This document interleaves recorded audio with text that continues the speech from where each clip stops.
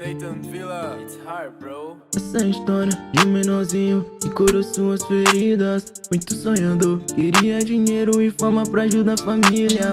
Morava no gueto, corria becos, brincava de gude de pipa. Escrevia verso na intenção de dar uma volta por cima.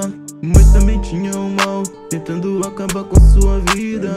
Mas ele não deu atenção e transformou seus versos em batidas. Lançou uma casa de frente pro mar, uma mansão lá no Guarujá. Tirou sua família do pó e dá visão para outros menores.